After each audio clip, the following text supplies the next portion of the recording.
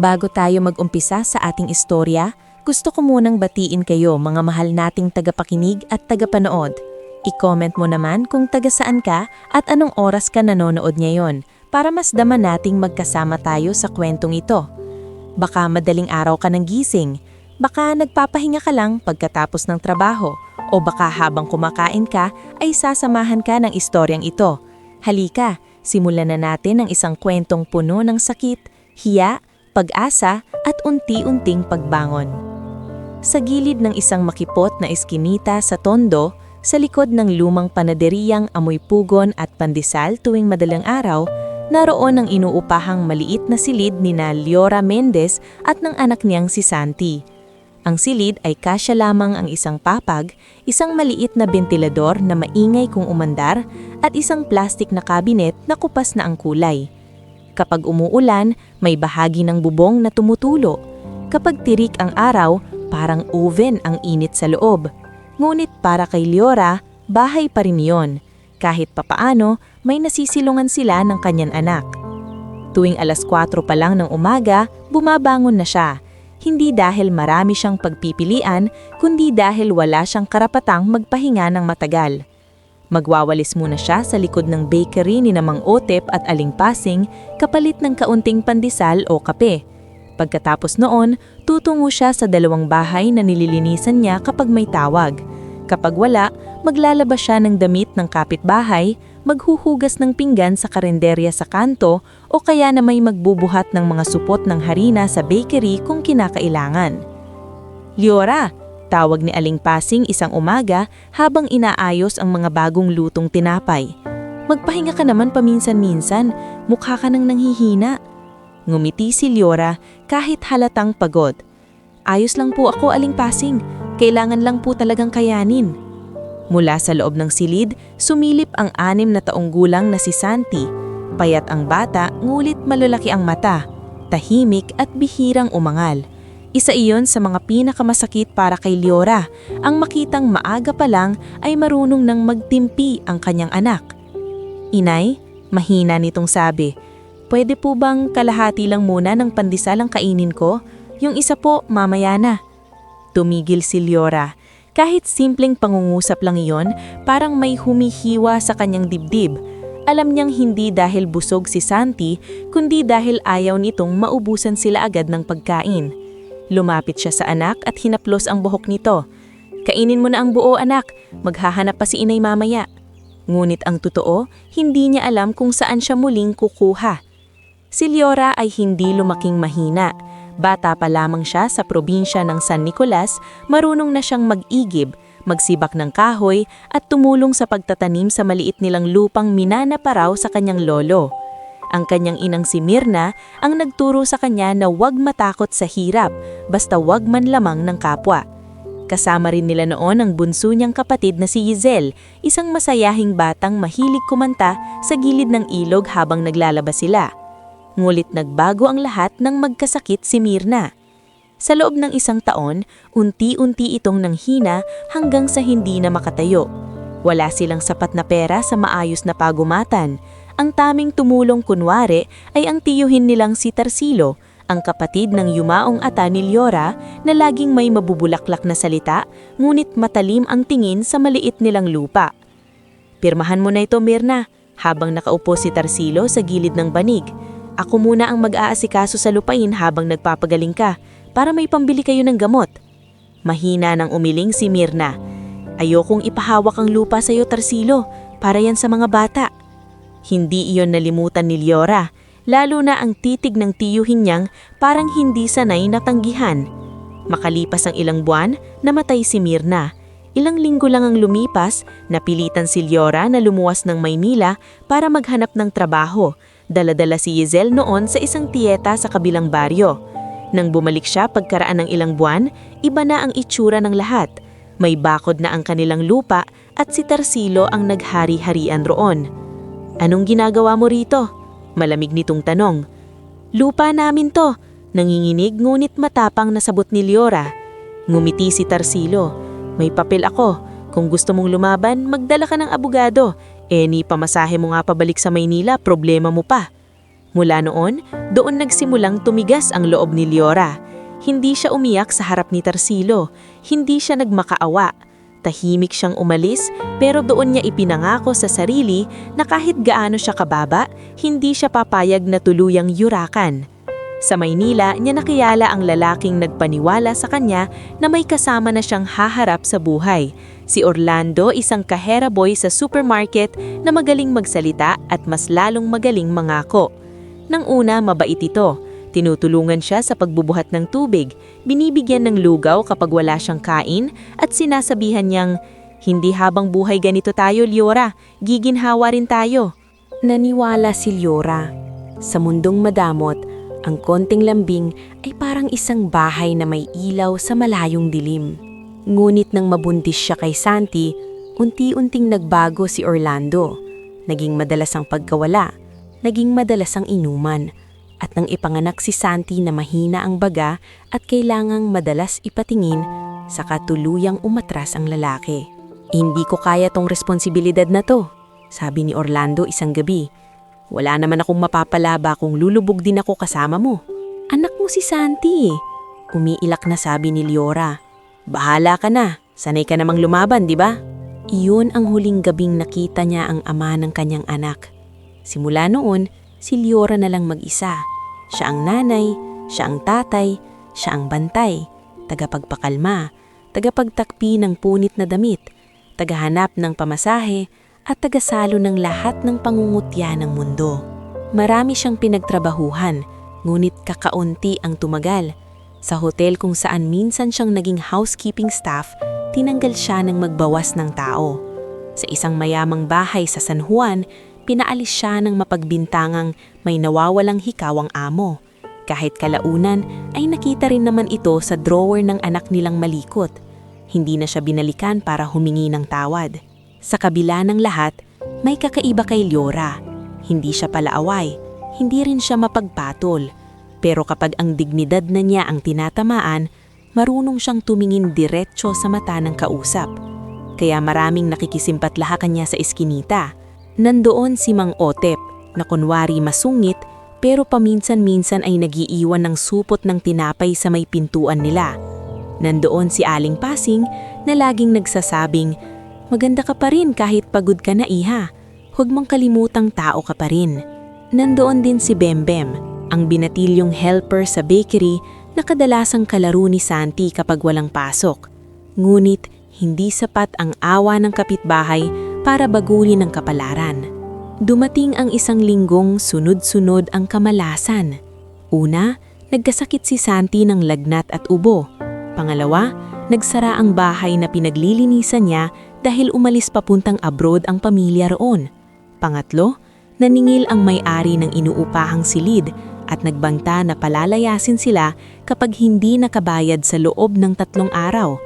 Pang-apat, nalaman niyang ang konti nilang naitabi ay naubos na sa gamot at gatas. Noong gabing iyon, nakaupo si Liora sa gilid ng papag habang tulog si Santi. Tinitigan niya ang manipis na sobre kung saan niya inilalagay ang perang naiipon sana nila. Halos wala ng laman. Mula sa likod bulsa ng kupas niyang bestida, ilinabas niya ang isang lumang litrato. Isang larawang matagal na niyang iniingatan dahil iyon na lamang ang isa sa iilang alaala ng kanyang ina. Sa litrato ay may isang batang babae, isang babaeng hindi niya kilala at ang kanyang inang si Myrna na bata-bata pa. Matagal na niyang gustong alamin kung sino ang mga tao sa larawan. Ngunit sa totoo lang, wala siyang panahon para sa hiwaga ng karaan dahil ang mas malaking problema ay gutom sa kasalukuyan. Napatingin siya sa natutulog na anak. "Anak," pabulong niyang sabi kahit hindi ito gising. "Hindi kita pababayaan kahit ubusin ko pa ang hiya ko." Kinabukasan, mas matamlay si Santi. Hindi nito naubos ang lugay na hinati pa nila sa dalawa. "Anay," sabi ng bata habang yakap-yakap ang tiyan nito, "masarap po kaya ang pagkain sa malaking restaurant?" Napangiti si Liora kahit nananakit ang puso niya. "Siguro, anak. Makakakain din po ba tayo doon?" Hindi agad nakasagot si Liora. Dumaan sa isip niya ang mamahaling restaurant sa kabilang kalsada ng business district, ang Verdant Table, na lagi niyang nadadaanan pero hindi man lang niya magawang tingnan ng matagal dahil pakiramdam niya hindi siya kabilang sa mundong iyon.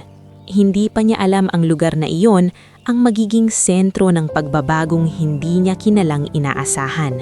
Sa pagtatakos ng araw na iyon, dala ang pagod, gutom at isang lumang litratong hindi pa niya nauunawaan ang tunay na halaga, inakap ni Liora ng mahigpit si Santi. Wala pa siyang malinaw na plano.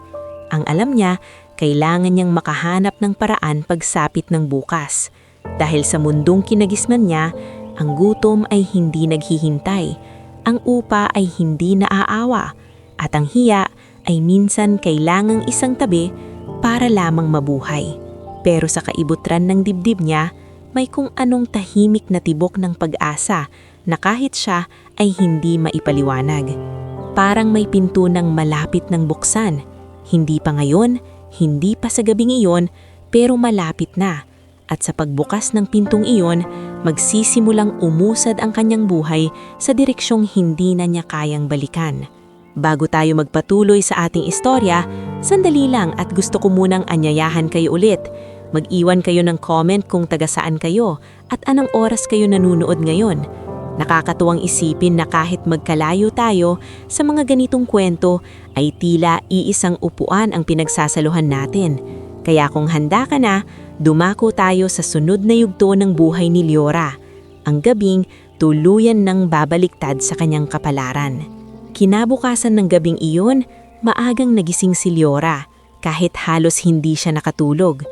Mainit ang noo ni Santi at mas mabigat ang paghinga ng bata kaysa dati. Sa pinipis nilang banig, nakahiga ito habang yakap ang luma nitong unan na kupas na ang kulay.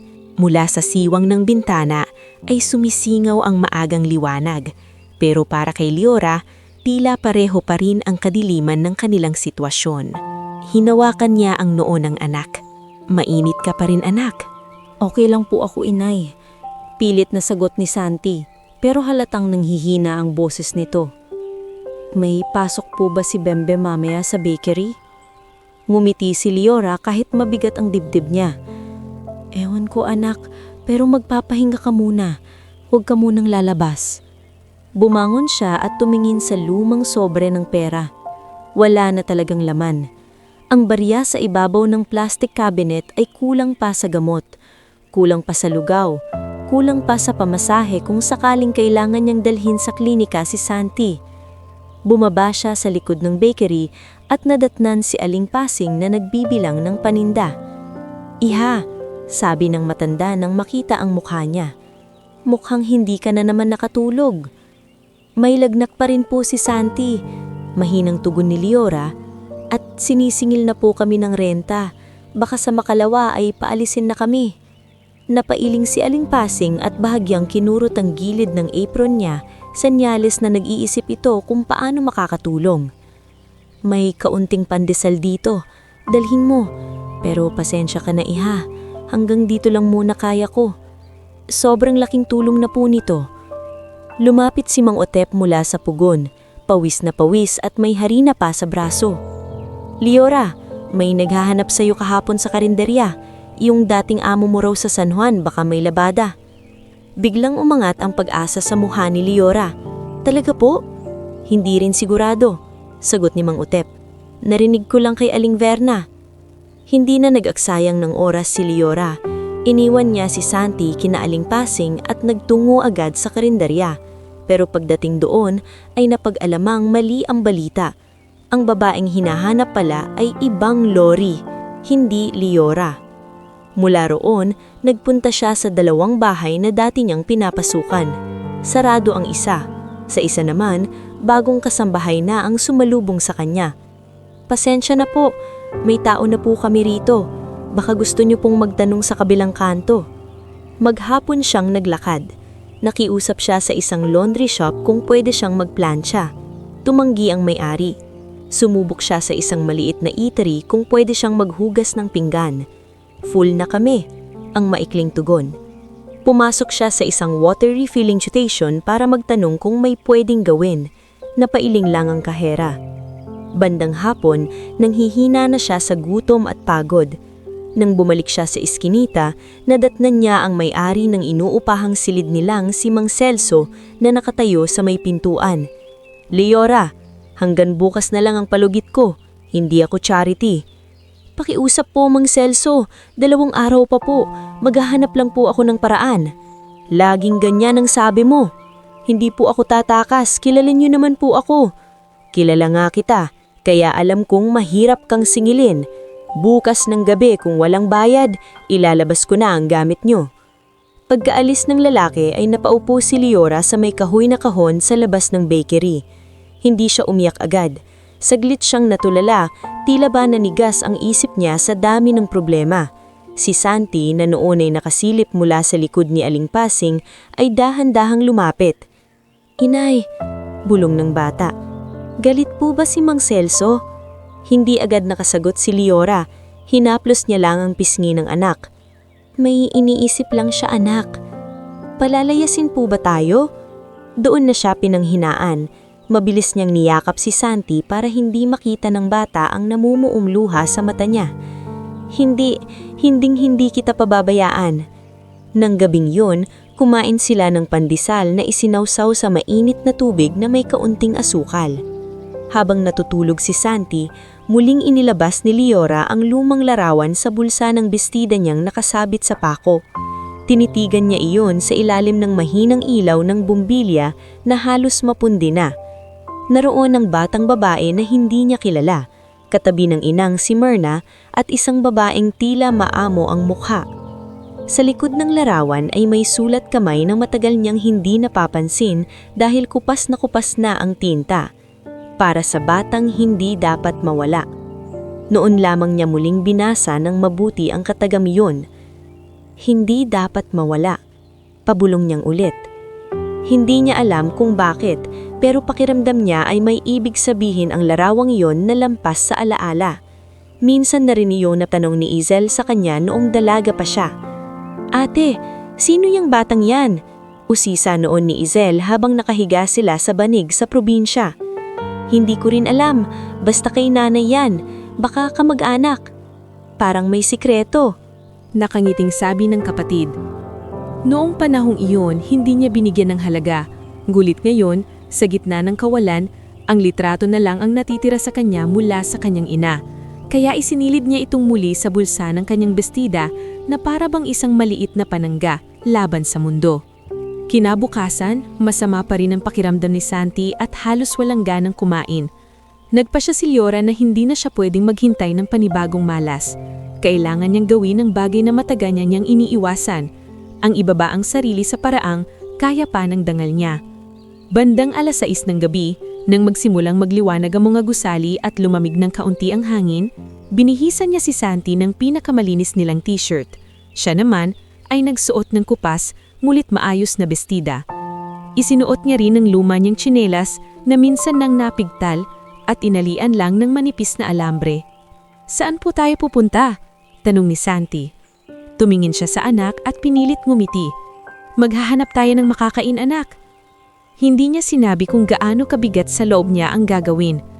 Naglakad silang mag-ina mula sa eskinita papunta sa mas maliwanag na bahagi ng siyudad, kung saan naroon ang mga gusaling salamin ng dingding at ang mga restaurant na puno ng ilaw at mamahaling sasakyan. Isa-isa silang dinaanan ng tingin ng mga taong nakaayos, mababango at waring walang puwang sa isip ang gutom. Sa kabilang kalsada ay nakatayo ang verdant table.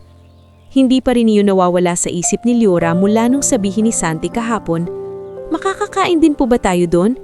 Sa totoo lang, hindi siya nangarap na makapasok doon bilang customer. Gusto lang niyang makiusap sa likod, sa kusina, sa tambakan ng pinagkainan. Anumang tira, basta may maiuwi siya para sa anak. Pagdating nila sa likurang bahagi ng restaurant, natanaw niya ang ilang staff na abala sa pagpasok at labas ng crates. Mabango ang hangin sa paligid, amoy butter, karne, at bagong lutong tinapay. Para sa isang taong 2 araw ng halos pandesal lang ang laman ng tiyan, para iyong tukso na halos ikabaliw ng sikmura. Lumapit siya sa service entrance, hawak-hawak si Santi sa kamay. Mulit bago pa siya makapagsalita, ay hinarang na siya ng gwardyang si Rodel. Matangkad at seryoso ang mukha. "Oh, ma'am, bawal dito," sabi nito. "Kuya, makikiusap lang sana," nanginginig niyang simula. "Sa harap po ang pasukan, ma'am. Hindi po kami kakain sa loob." Yinakap niya ng bahagya si Santi.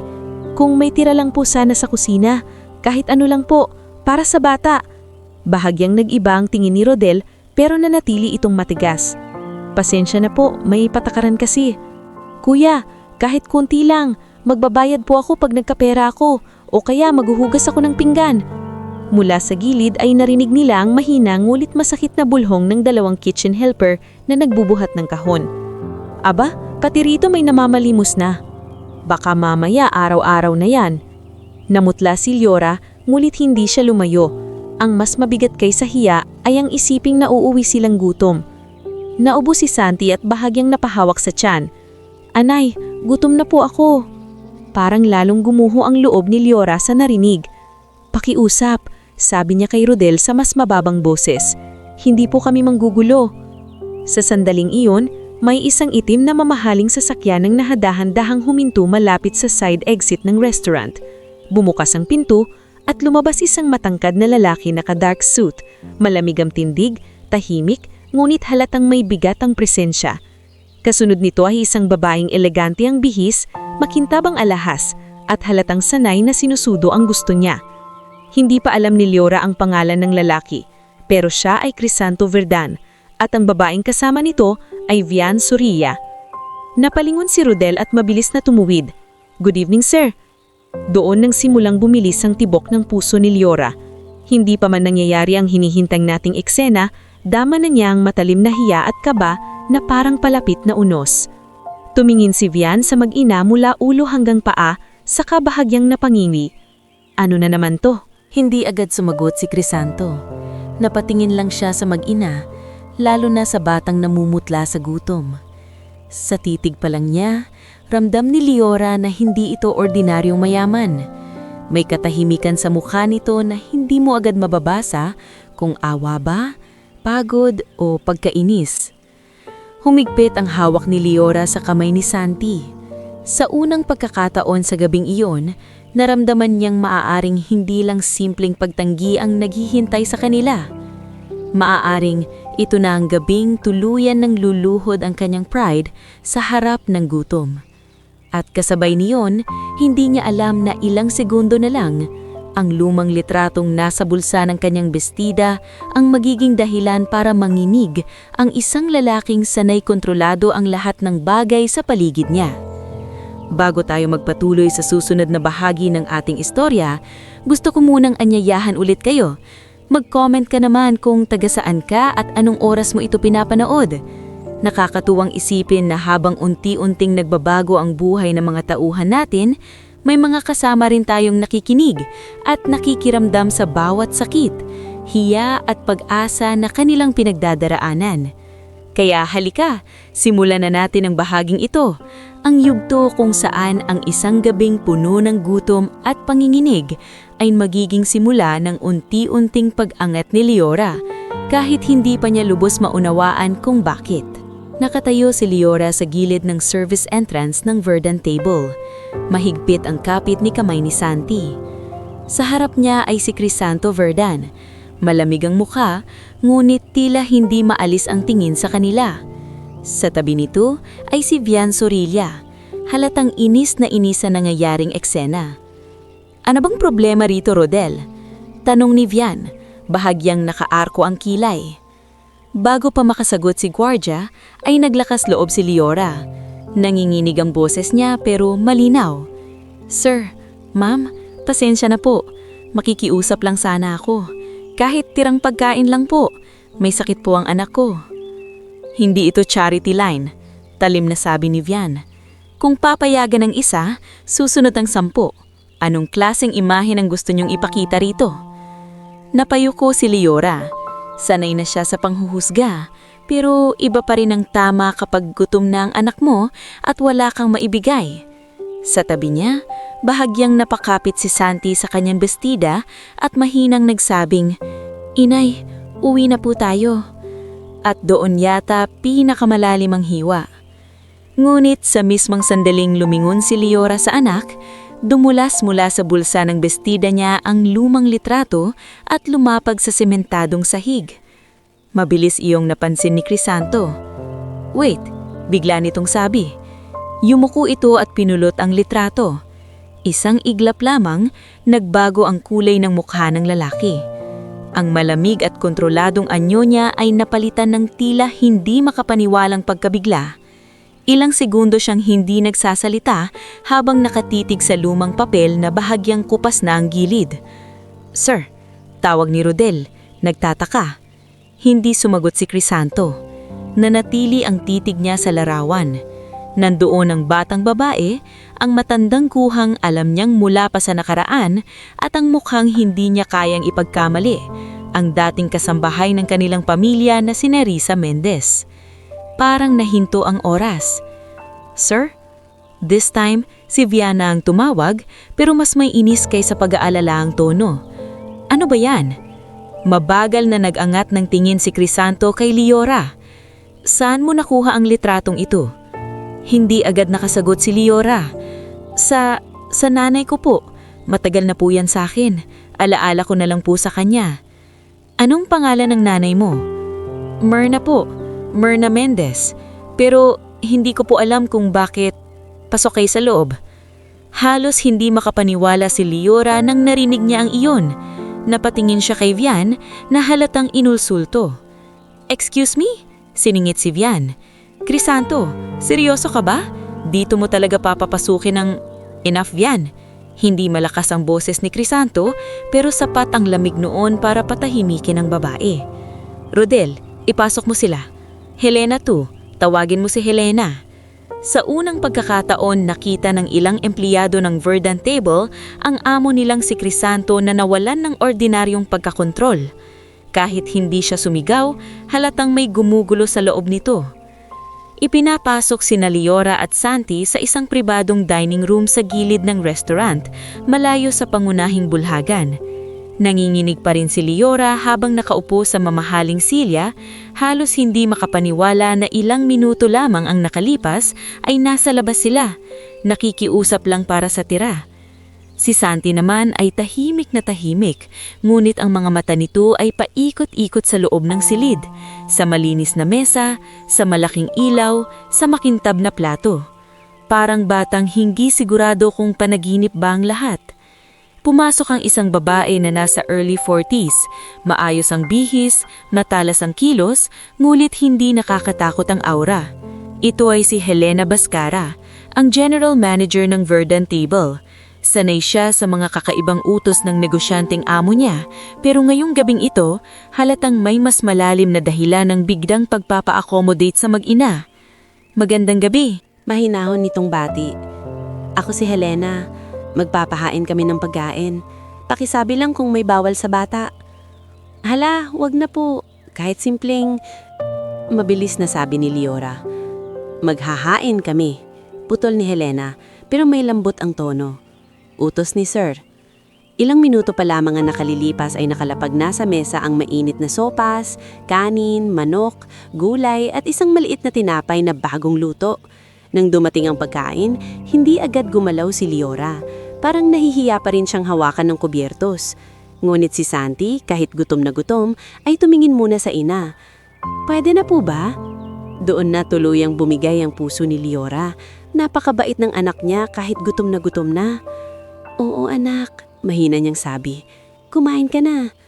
Tahimik na nagsimulang kumain si Santi, ngunit kapansin-pansin na dahan-dahan pa rin na parang ayaw nitong magmukhang matakaw. Napatingin si Helena sa bata at bahagyang lumambot ang ekspresyon. Pumasok muli si Crisanto, hawak pa rin ang litrato.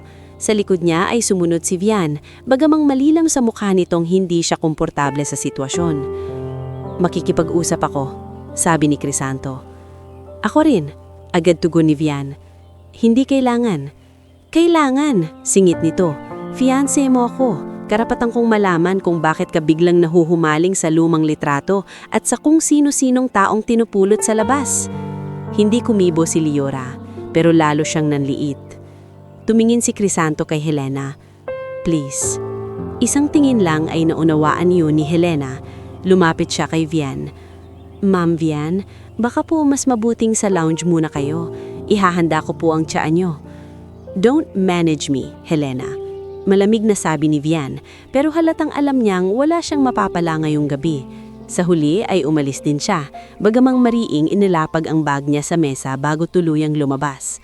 Sa labas pa lang ng pinto ay narinig na ang mahinang chismis ni Belkis at Junver. Ano raw meron sa litrato? Bulong ni Junver.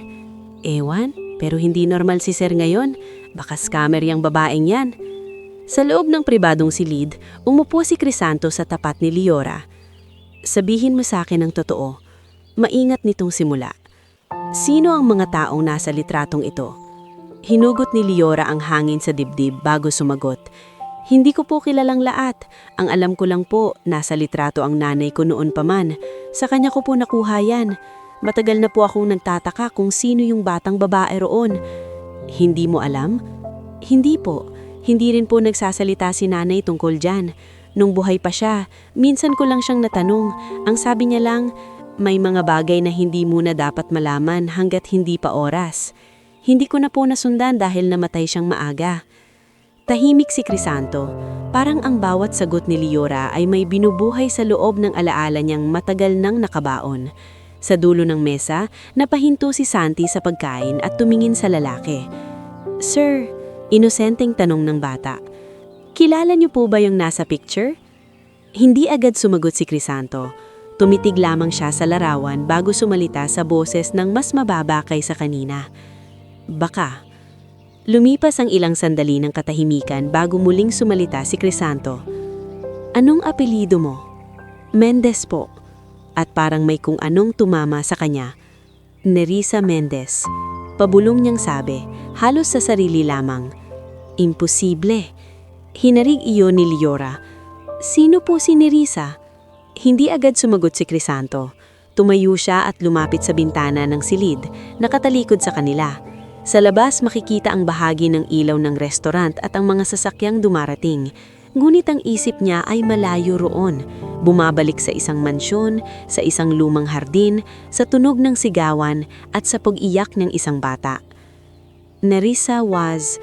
Napatigil siya, saka inayos ang sarili. Siya ang dati naming kasambahay. Maraming taon na ang nakalipas. Bigla siyang nawala pagkatapos ng isang malaking trahedya sa pamilya namin. Nagkatinginan sina Liora at Helena. Sa mukha ni Helena ay unang sumilip ang pag-uunawa kung bakit tila nawalan ng timbangan ang amo niya ngayong gabi. Anong trahedya po? Marahang tanong ni Liora. Humigpit ang hawak ni Crisanto sa larawan. Nawala ang kapatid ko. Nanlaki ang mata ni Liora. Hindi niya alam kung bakit pero tila may malamig na daloy na dumalaw sa kanyang batok. Bata pa ako noon, my younger sister, Salome. Isang araw bigla na lang siyang nawala. Simula noon, hindi na siya nakita. Simulang kasabay noon, bigla ring niya wala si Nerissa. Sa pintuan ay muling may kumatok. Pumasok si Helena dala ang isang brown envelope. Sir, nahanap ko sa archives room ang lumang household ledger na hinahanap niyo noon, kasama ang listahan ng dati ninyong staff. Mabilis iyong kinuha ni Crisanto at binuklat. May mga lumang pangalan, mga petsa, mga pirma. At doon, sa ikatlong pahina, nakita niya ang pangalang matagal na niyang hindi nasisilayan ng malinaw. Nerissa Mendez. Kasunod ng pangalang iyon ay isang lumang emergency contact entry. Halos hindi na mabasa ang sulat, ngunit malinaw pa rin ang isang bahagi. Provincial Relation, Mirna Mendez. Tahimik ang buong silid, tanging ang marahang tunog lamang ng kutsara ni Santi sa mangkok ang maririnig. Bumaling si Crisanto kay Liora at sa pagkakataong iyon ay iba na ang tingin niya rito. Hindi na gaya ng tingin ng isang mayaman sa isang pulubi sa labas ng restaurant. May halo na itong pagdududa, pag-asa at takot. Mirna, maingat niyang sabi, sigurado ka bang iyan ang pangalan ng nanay mo? Opo. At may kapatid ka ba? Opo, si Izel po. Naiwan siya noon sa probinsya nang lumuwas ako, pero matagal ko na rin pong hindi nakikita. Napapikit si Crisanto sandali, parang may binubuo siyang piraso-pirasong larawan sa isip. Nang muli siyang dumilat, nakapagpasya na siya. Liora, sabi niya, mas kalmado na ngayon ngunit seryoso pa rin. Hindi pa ako sigurado sa lahat, pero malinaw na may koneksyon ang litrato mo sa bagay na matagal nang gumugulo sa pamilya ko. Napahigpit ni Liora ang kapit niya sa bestida niya. Sir, wala po akong masamang intensyon. Hindi ko po alam ang sinasabi niyo. Humingi lang po ako ng pagkain para sa anak ko. At binigyan kita ng pagkain, sagot ni Crisanto. Pero hindi doon matatapos ito. Sa labas, malinaw na naroon pa rin si Vian, naghihintay at nanginginig sa inis. Sa kusina, patuloy ang bulong-bulungan ng staff. Sa loob naman ng silid, isang bagay ang malinaw nang nagsisimulang magbago. Hindi pa man buo ang katotohanan, alam ni Crisanto na hindi niya pwedeng basta palayasin ng mag-ina. At alam din ni Liora, kahit hindi pa niya nauunawaan ng lahat, na may dahilan kung bakit tila biglang umikot ang mundo mula sa isang pagmamakaawa para sa tira, tungo sa isang lamesang puno ng pagkain at lihim. Bumalik ka rito bukas, sabi ni Crisanto. May trabaho akong may aalok sa'yo, pansamantala, at may gusto pa akong malaman tungkol sa litratong yan. Halos hindi makapaniwala si Liora. Trabaho po? Oo. Bago pa siya makasagot, muling nagsalita si Crisanto at sa pagkakataong iyon ay mas mabigat ang tono nito. At Liora, simula ngayong gabi, huwag mong ilalayo sa akin ang litratong yan. Pakiramdam ko, iyan ang unang susi sa bagay na matagal nang ibinao nung nakaraan. Bago tayo magpatuloy sa mas mabigat na bahagi ng ating istorya, gusto ko munang anyayahan ulit kayo. Mag-comment kayo kung taga saan kayo at anong oras ninyo ito pinapanood. Habang lumalalim ang sekreto sa buhay ni Liora, lalo ring tumitindi ang laban niya hindi lang para sa anak niya, kundi para sa pangalan at danal na matagal nang nadungisan ng nakaraan.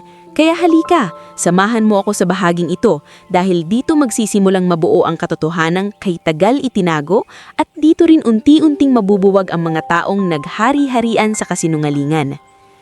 Kinabukasan matapos ang gabing iyon sa Verdant Table, maaga nang nagising si Liora kahit bahagyang gumaan ang dibdib niya.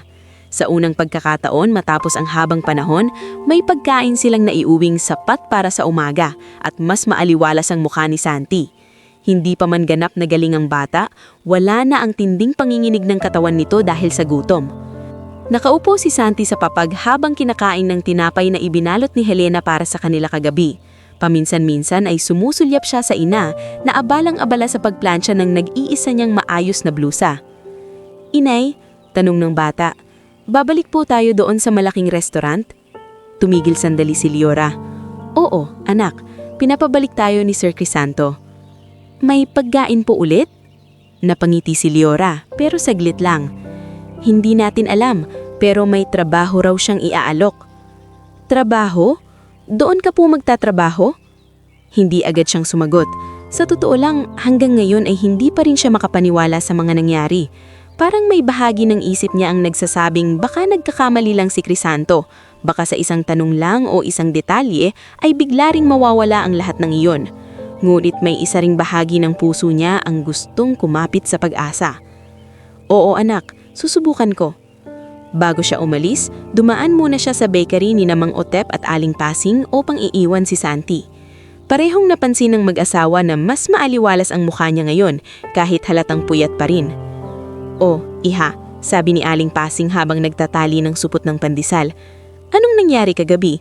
Akala namin pinauwi ka na ng hiya. Nagkatinginan sandali sina Liora at Mang Otep. Hindi niya alam kung gaano karami ang dapat niyang sabihin. Sa totoo lang, kahit siya ay hindi pa rin lubos na nauunawaan. Hindi ko rin po alam kung paano nangyari. Marahan niyang sagot, pero pinapasok po kami sa loob, pinakain kami, tapos pinapabalik po ako ngayon. Pinapasok? Halos sabay na ulit ni Mang Otep at Aling Pasing. May nakita pong litrato si Sir, yung lumang litrato ni Nanay. Napakunot noo si Mang Otep. Litrato? Aba, mukhang hindi ordinaryong larawan yan, ha? Tahimik na tumanggo si Liora. Mukha nga po. Pagdating niya sa Verdant Table, hindi siya sa likurang pintuan dumaan. Pinapasok siya ni Rodel sa side entrance nang may kakaibang paggalang sa boses. Good morning po, Ma'am Liora. Napahinto siya. Hindi siya sanay sa ganoong pagtrato. Sa loob, sinalubong siya ni Helena. Maayos ang bihis ng manager, gaya ng dati, ngunit ngayon ay mas malinaw ang pag-aaral nito kay Liora, hindi bilang ordinaryong aplikante, kung hindi bilang taong maaring may dalang susi sa isang lumang sikreto. "Sumama ka sa akin," sabi ni Helena. "Hinihintay ka ni Sir." Sa daan ay natanaw ni Liora ang ilan sa mga empleyado. Nasa malapit ang waiter na si Jonver, ang cashier na si Belkis at si Tona na abala sa pag-aayos ng floral display sa reception. Lahat sila ay bahagyang tumingin sa kanya. May halong pagtataka, chismis at pagsusuri. "Siya yan?" Mahinang bulong ni Belkis kay Jonver. "Baka nga pero ang lakas niya Kagabi namamalimos, ngayon pinapapasok na." Narinig iyon ni Liora, ngulit hindi na siya lumingon. Matagal na siyang sugatan sa mga salitang mababaw ang tingin sa kanya. Mas mahalaga na yon ang hinaharap niya. Sa opisina ni Crisanto, nakaupo ang lalaki sa likod ng malawak na mesa. Nasa harap niya ang brown envelope na nakita kahapon, ilang lumang papeles at ang photocopy ng litrato. Nang makita siya, tumayo ito. "Sit down," sabi nito. Hindi sanay si Liora sa air-conditioned na opisina, sa malalambot na upuan at sa katahimikang halos nakakailang. Ngunit umupo siya. "May trabaho ako para sa'yo. Temporary pantry and records assistant muna. Basic filing, pag-aayos ng archive documents, tulong sa pantry area ng admin office. Hindi mabigat sa simula. Helena will train you." "Sir," nanginginig na sabi ni Liora, "salamat po, hindi ko po sasayangin." "I know." Saglit itong tumahimik bago itinulak ng marahan ng envelope sa mesa. "Pero hindi lang trabaho ang dahilan kung bakit ka nandito rito." Humigpit ang kapit ni Liora sa bag niya. "Gabi pa lang pinatawag ko na ang dati naming family lawyer, si Attorney Sabino Ledesma. Tinignan niya ang lumang records ng household staff namin. At kagaya ng sinabi ko sa iyo kagabi, ang pangalang Myrna Mendez at Nerissa Mendez ay lumitaw sa iisang chain of reference sa mga lumang records." "Magkapatid po ba sila?" biglang tanong ni Liora. Nagkatinginan sina Crisanto at Attorney Sabino. Iyan ang isa sa sinusuri natin, pero may mas mabigat na detalye. Binuksan nito ang isa pang folder at inilabas ang photocopy ng isang lumang memo. Sa ibabang bahagi nito ay may sulat hando, "Transfer child before they find her." Parang namanhid ang mga kamay ni Liora. "Child?"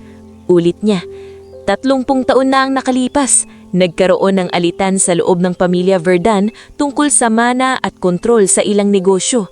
Kasabay noon, nawala ang nakabatang kapatid ni Crisanto na si Salome. Opisyal na sinabi noon na aksidente ang pagkawala, ngulit maraming butas ang kwento. Namutla si Liora. Sa tabi ng mesa ay halatang nagtitimple rin si Crisanto.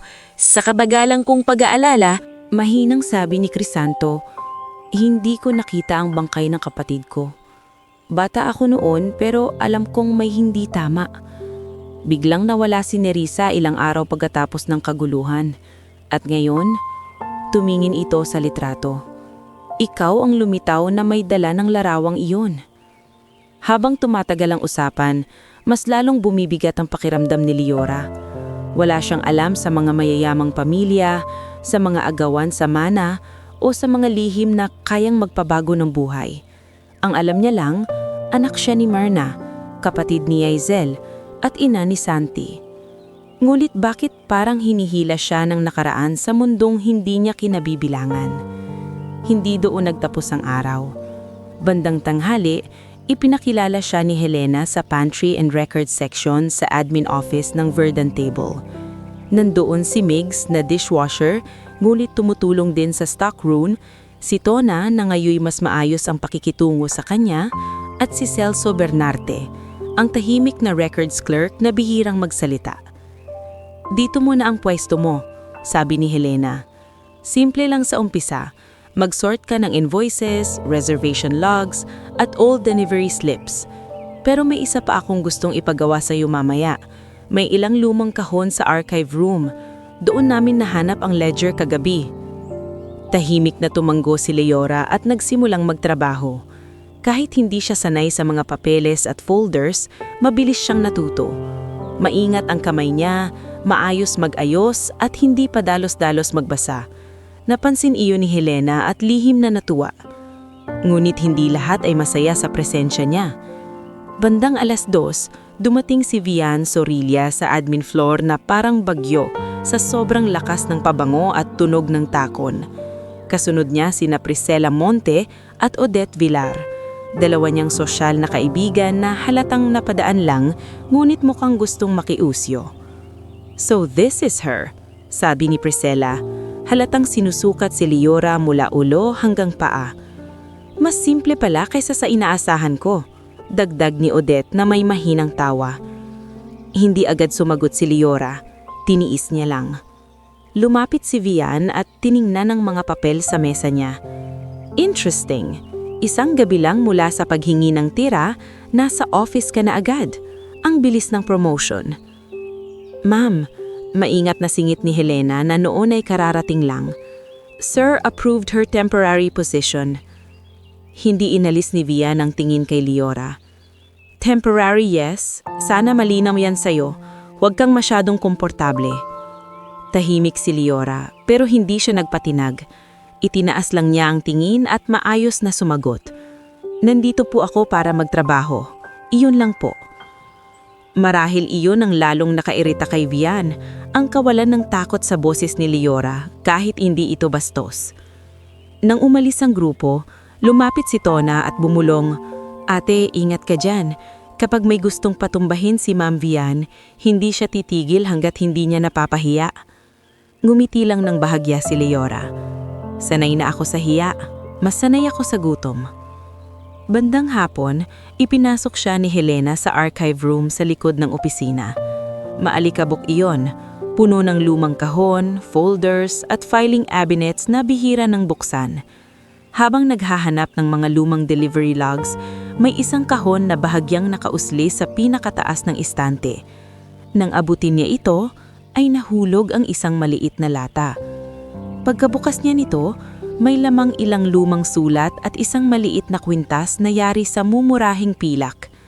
Hindi sana niya iyon papansinin, ngunit nang makita niya ang sulat sa loob ng isa sa papel, para siyang kinilabutan. "Kung may mangyari sa akin, dalhin mo ang bata kay Marna. Huwag mo siyang pababayaan. Huwag mong hahayaang makuha nila." Walang pirma. Ngunit ang sulat kamay ay ibang-iba kay Marna. Nang mga sandaling iyon ay pumasok si Crisanto sa archive room at nakita ang namumutlang mukha ni Liora. "Anong meron?" tanong nito. Tahimik na iniabot ni Liora ang papel. Pagkabasa ni Crisanto, tila muling bumigat ang hangin sa paligid. Ngulit hindi pa doon nagtatapos ang dako. Sa ibabang bahagi ng sulat ay may isa pang linya na halos hindi napansin dahil sa kupas ng inta. Ang tunay na magpapahamak sa bata ay si Fabricio. Napakurap si Crisanto. "Fabricio? Sir?" takang tanong ni Liora. Si Don Fabricio Verdan, ang sariling tiyuhin ni Crisanto at isa sa mga matagal nang nakaupo sa mga lumang kumpanya ng pamilya. Isang lalaking palaging maayos magsalita sa publiko, ngunit kilalang mapagkontrol sa loob ng angkan. Sa gabing iyon, muling nagpulong sina Crisanto, Helena at Attorney Sabino. Isinama nila Liora dahil malinaw nang hindi na siya pwedeng ituring na simpleng empleyado lamang sa sitwasyon. Ipinakita ni Sabino ang isa pang nahanap na record, isang lumang medical document na nagtutukoy sa isang batang babae na pansamantalang inilabas sa isang private wing ng isang lumang ospital sa parehong linggo ng pagkawala ni Salome. Hindi pa ito final proof, sabi ng abogado, pero malinaw na may pagtatakip na nangyari noon. Napaupo si Liora, tila naiipit sa isang katotohanang hindi pa niya kayang buuin. "Sir," mahina niyang sabi kay Crisanto, "kung ano man po ito, ayokong makasira sa pamilya ninyo." Tumingin si Crisanto sa kanya, seryoso ngunit mas may lambot na kaysa dati. "Hindi ikaw ang sumira, ang totoo ang lumalabas." At sa unang pagkakataon matapos ang mahabang panahon, naramdaman ni Liora na maaaring ang mga sugat ng nakaraan ay hindi lang para pahirapan siya, kundi para itulak siya sa isang lugar kung saan sa wakas ay may makikinig, may maniniwala at may lalaban kasama niya. Ngunit kasabay ng paglapit nila sa katotohanan, laluhing lumalapit ang panganib. Dahil sa parehong lungsod, sa loob ng isang marangyang bahay na puno ng lumang painting at mamahaling alak, hawak ni Don Fabricio Verdan ang kopya ng isang report mula sa Verdan Table. At sa unang pagkakataon matapos ang maraming taon, muli niyang narinig ang apelyidong matagal na niyang inakalang tuluyang nang naibaon sa lupa. Mendez. Dahan-dahan siyang tumingala, saka malamig na ngumiti. Anuman ang alam ng babaeng yan, hindi dapat makarating sa dulo. Bago tayo dumako sa huling bahagi ng ating istorya, gusto ko munang anyayahan kayong muli. Mag-comment kayo kung taga saan kayo at anong oras ninyo ito pinapanood. Maraming salamat sa pagsama ninyo hanggang dito. Dahil sa bahaging ito, tuluyang nang magbubukas ang mga lihim, mabibigyan ng hustisya ang mga nasaktan, at makikita natin kung paano nagbabago ang buhay ng isang taong minsang nanghingi lang ng tira para sa anak niya. Kaya halika, simulan na natin ang pinakahuling yugto ng kwento ni Leora. Sa mansyon ng mga Verdan, malamig ang gabi ngunit mas malamig ang ekspresyon ni Don Fabricio Verdan habang hawak ang report na naglalaman ng pangalang matagal na niyang gustong ibaon sa limot. Mendez. Hindi siya agad nagalit. Sa halip, umupo siya sa malaking silyon sa library. Dahan-dahang umiikot ang hawak na baso ng alak at nag-isip. Sir, maingat na sabi ng tauhan niyang si Benito. Ipapansundan po ba natin ang babae? Tumawa si Don Fabricio ng mahina, yung tawang walang kaluluwa. Hindi pa. Kapag masyado tayong nagmadali, mas lalo lang silang maghihinala. Pero bantayan mo siya, lahat ng galaw niya, lahat ng taong kausap niya. Samantala, sa mas payak na bahagi ng siyudad, halos hindi makatulog si Leora. Katabi niya sa maliit na silid si Santi na mahimbing nang natutulog, habang siya naman ay nakaupo sa gilid ng papag, hawak-hawak ang lumang sulat na natagpuan nila sa archive room. Ilang ulit na niya iyong binasa, pero bawat basa ay parang mas lalo lang lumalalim ang hiwagang hindi niya kailanmang inakalang may kinalaman sa sarili niyang buhay. Sa kanyang isip ay paulit-ulit ang sinabi ni Attorney Sabino. Hindi pa ito final proof, pero malinaw na may pagtatakip na nangyari noon. At mas malakas pa roon ang isang tanong na ayaw bumitaw sa isip niya. Kung ang nanay niyang si Myrna ay may alam, bakit hindi siya sinabihan? At kung ang lihim na ito ay may kinalaman sa isang batang iniligtas noon, sino ba talaga ang batang iyon? Kinabukasan, bago pa man sumikat ng tuluyan ng araw, dumating si Helena sa bakery ni Namang Otep at Aling Pasing. Hindi na iyon ang una niyang pagbisita roon, mulit ngayon ay may dala siyang malinaw na layunin. Leora, sagi niya nang pumasok sa likod bahay. Pinapatawag ka ni Sir Crisanto at kailangan naming ihanda ka. Ihanda? Takang ulit ni Leora. Tumanggo si Helena. May pupuntahan tayo. Sa kotse pa lamang kapansin-pansin na hindi ordinaryong araw ang naghihintay. Tahimik si Crisanto ngunit ang hawak niyang folder sa kanlungan ay makapal at puno ng bagong papeles. Nasa harap si Attorney Sabino, nakasuot ng salamin at abala sa pagbabasa ng dokumentong tila pinagtagpi-tagpi mula sa lumang records, hospital files at testimonya.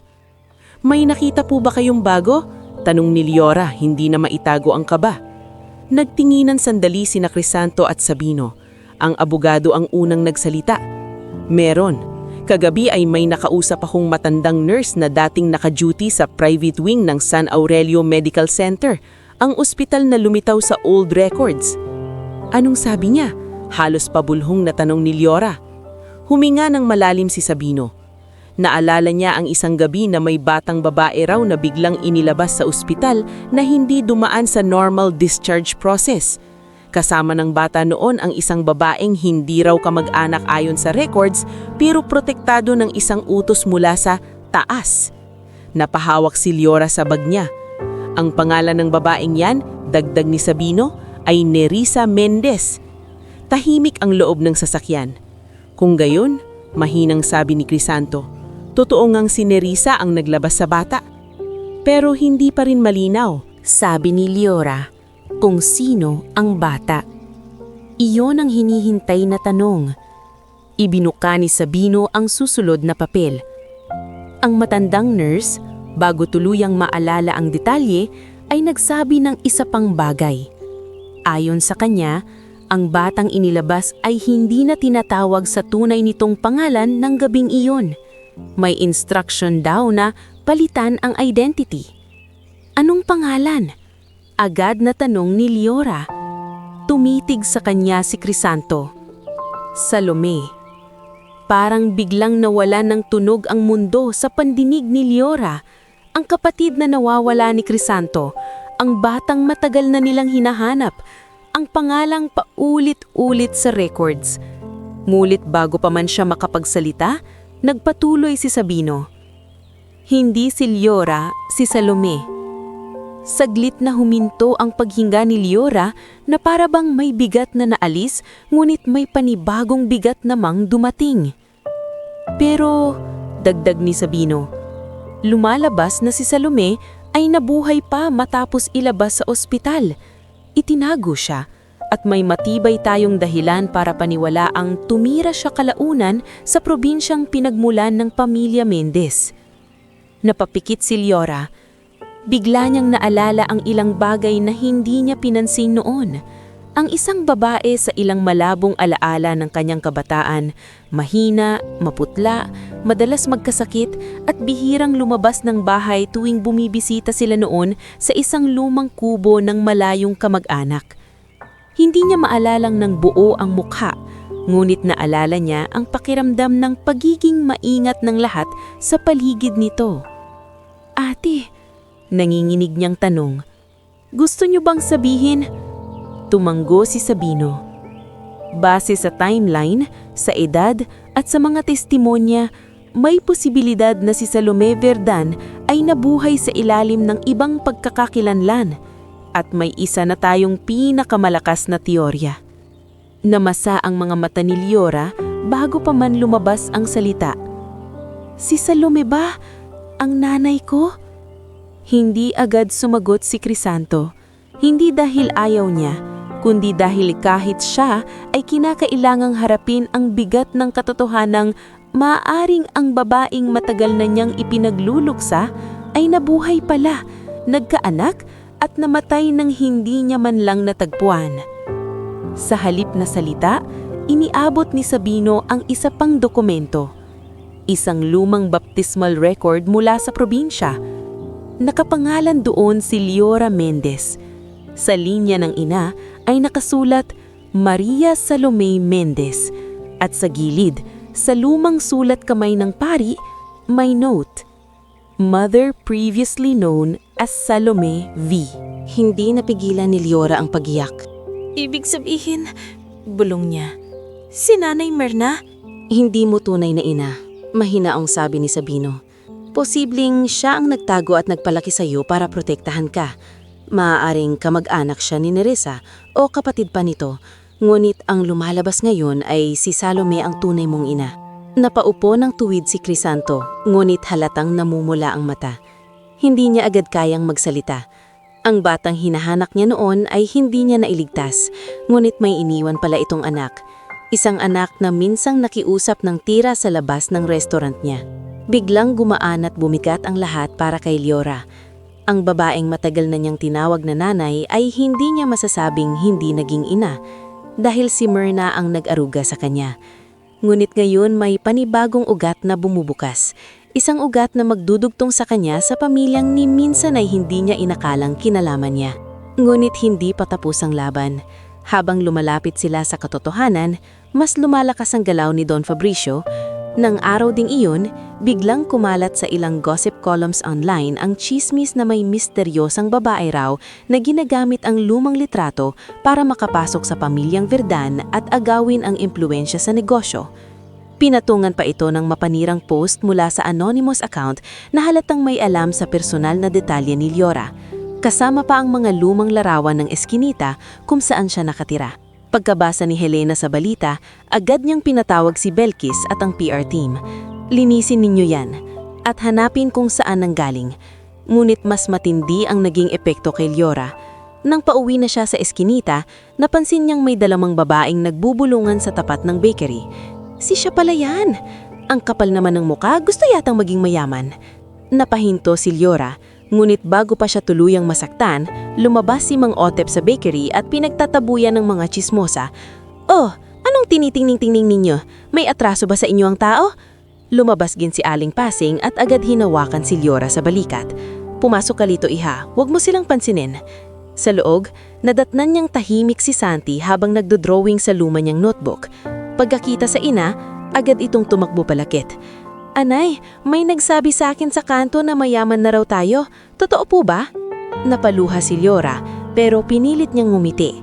"Hindi anak, ang totoo lang ay may mga taong mahilig magsalita kahit hindi alam ang buong kwento." Kahit mayaman po tayo o hindi, ikaw pa rin ang nanay ko, di ba? Doon tuluyang napaiyak si Liora at niyakap ang bata. Oo anak, ako pa rin ang nanay mo, habang buhay. Kinabukasan, nagpasya si Crisanto na hindi na sila pwedeng manatiling tahimik. Sa conference room ng Verdant Foundation, hinarap niya si Don Fabricio na unang beses niyang pinatawag ng harapan matapos ang mahabang panahon. Naroon din sina Helena, Ate Sabino at si Liora. Pumasok si Don Fabricio na parang walang bahid ng pagkakasala. Maayos ang Amerikana, banayad ang ngiti, at malalim ang tingin na parang eksperto sa pagtatago. "Narinig kong may drama na naman sa pamilya," sabi nito, "at tila may bagong bida." Hindi na tinag si Crisanto. "Tito, alam na naming may kinalaman ka sa pagkawala ni Salome." Nagkibit balikat ang matanda. "Mabigat na akusasyon yan." Ibinuka ni Sabino ang mga dokumento, hospital record, sulat mula sa archive box, baptismal entry at pirma sa isang lumang transfer authorization na bahagyang tugma sa lagda ni Fabricio sa ibang corporate documents. Hindi pa ito criminal filing, sabi ni Sabino, pero sapat ito para buksan ang formal investigation. Sa unang pagkakataon, bahagyang nagbago ang mukha ni Don Fabricio. Hindi pa man iyon tahas ang takot, pero naroon ang pagkaputol ng kumpiyansa. "Kung pera ang habol ng babaeng yan," sabi nito, habang nakatingin kay Liora, "sabihin na lang niya, hindi na kailangang mandamay ng patay." Tumayo si Liora. Hindi na siya ang babaeng naninginig sa service entrance ng restaurant. Hindi na siya ang babaeng sanay lamang sa panghuhusga at gutom. Diretso siyang tumingin sa matanda. "Hindi ko kailangan ng pera niyo para malaman kung sino ang ina ko. At lalong hindi ko kailangan ng apelyido niyo para may dignidad ako. Pero hindi ako titigil hanggat hindi ko nalalaman kung bakit ninyong sinira ang buhay ng mga taong walang kalaban-laban." Tumahimik ang buong silid. At sa sandaling iyon, tila nabitak ang huling pader ng pagtatago ni Don Fabricio. Hindi siya agad umamin, ngunit sa sunod-sunod na ebidensya, sa pagbabanta ng legal action at sa isang dating tauhang lumutang din handang tumistigo kapalit ng immunity, tuluyang ding nahila sa liwanag ang ginawa niya noon. Siya ang nag-utos na ilayo si Salome matapos ang alitan sa mana, sa takot na kung mananatili ito ay magkakaroon ng mas matibay na karapatan sa ilang bahagi ng pamilya at negosyo. Si Nerissa ang tumulong iligtas ang bata at si Myrna ang tumulong magkubli.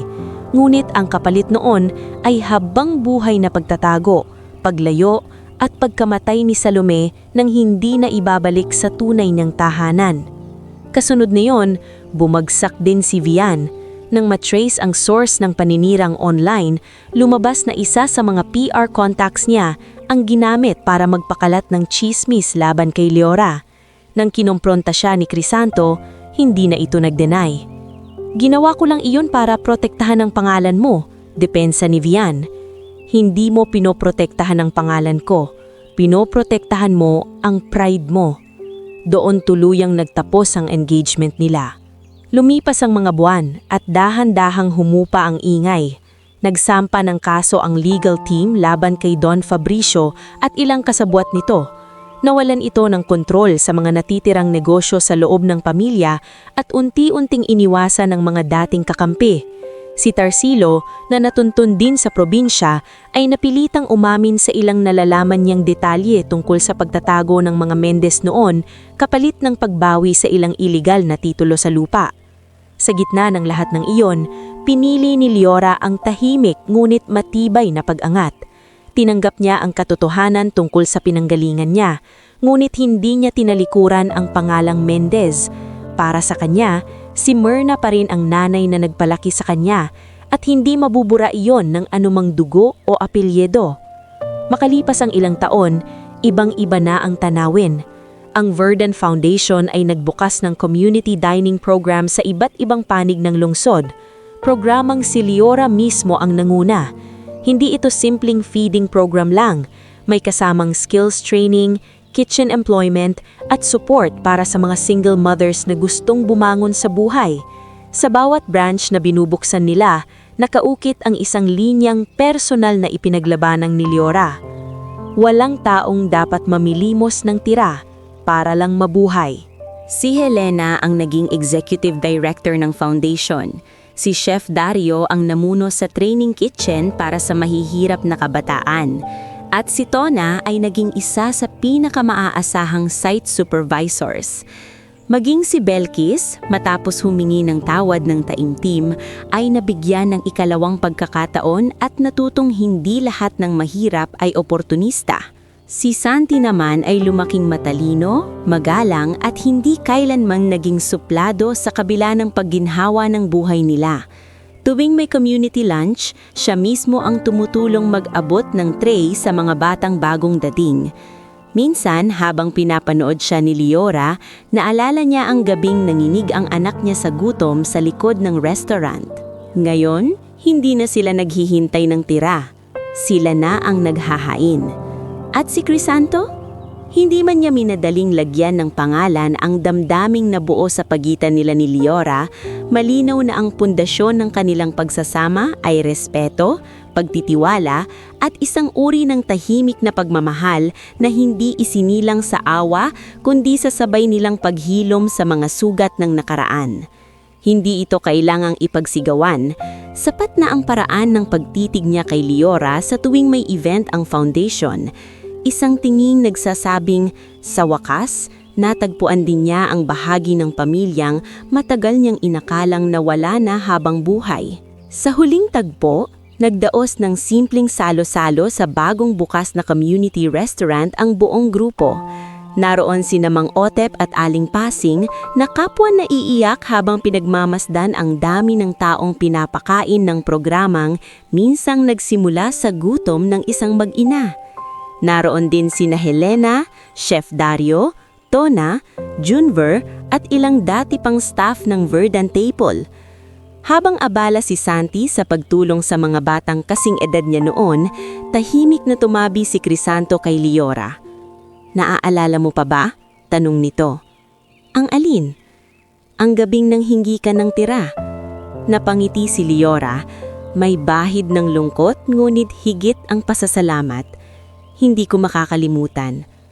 Tumanggo si Crisanto at tumingin sa paligid, sa mga mesa, sa pagkain, sa mga batang busog at masaya. Mabuti na lang hindi doon nagtapos ang gabi na yun. Napatingin si Liora sa anak niya, saka sa mga taong pinapakain nila. Oo, marahan niyang sagot. Doon pala nagsimula.